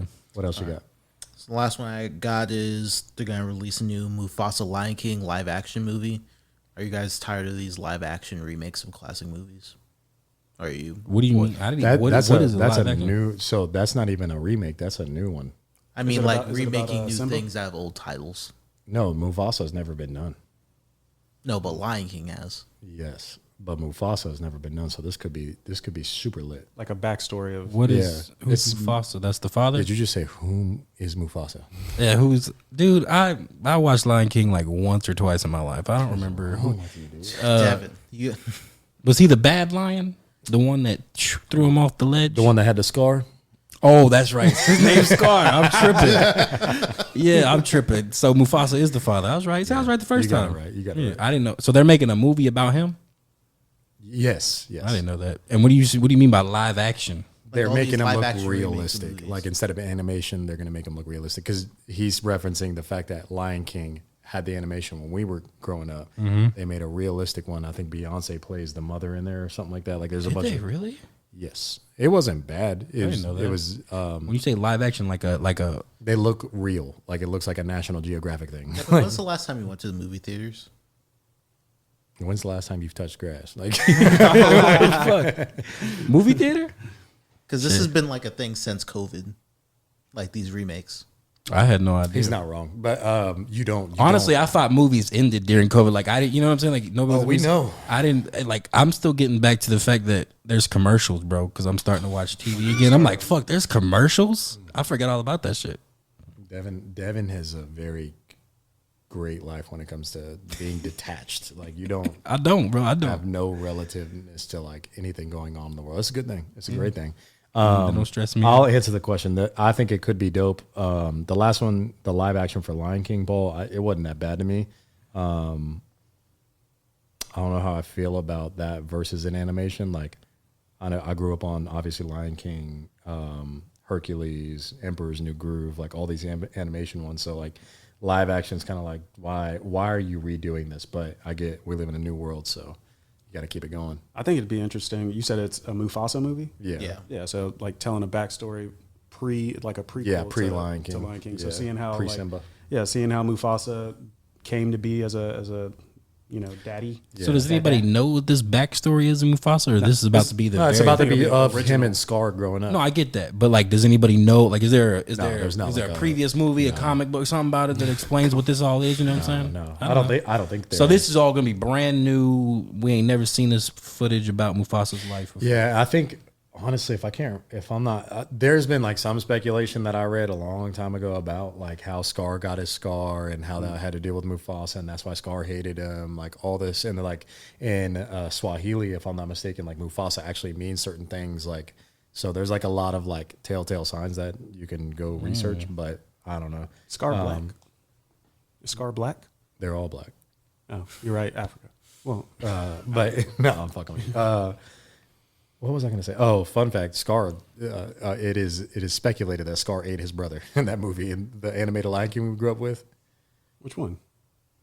You don't remember the scene where the fucking bird is singing in the ribcage, and Scar has like a lion's head that he's like playing with. Oh shit! It's like speculated that was supposed to be Mufasa. thought that was a gazelle. No, it's a lion skull. Like you can look it up on like what a lion skull looks like. It's a lion skull he's playing with. Yeah. So savage. Had no idea. Killed you and I ate you, bitch. Well, that's pretty much it for current events. You guys got anything?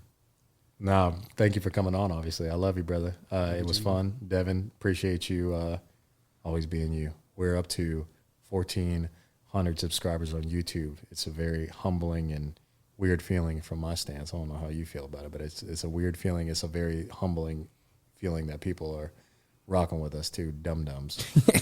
Truly. Because I feel like sometimes we get in here and talk. Yeah, no, definitely. That's what this one was. It was weird to hear some of these stories, and it's weird to sit across from Tre. It's because it's been long since we've connected. He's been gone for about 2 to 3 years, so it's fun. This whole thing is a true blessing. It's helped. So not to tangent, but like we set out to try and do this for some accountability and some type of reset for us. Like Devon, you have lightly touched on the fact that 2016 to 2019 was your darkest times, and me and you on the phone talk about that. Like I recently have come out of my darkest times, and something that I look forward to every week, something that I'm constantly talking about with my wife or anybody that wants to talk about it, is this podcast. So it's been a very good change in my life, and I know he's called me about it. I've got all my cousins call me about it. Like it's just fun to see a lot of people surrounded by something that they can come to and enjoy whenever the hell they want to enjoy it. Like this will be something my son can listen to later on in life too. So it's a very like higher purpose thing. So it's very cool. Yeah, it really is. Appreciate everybody along with this ride. Devon. Follow us, dum-dums. With that being said, love everybody in this room. Love everybody out there. Toodles. Hey.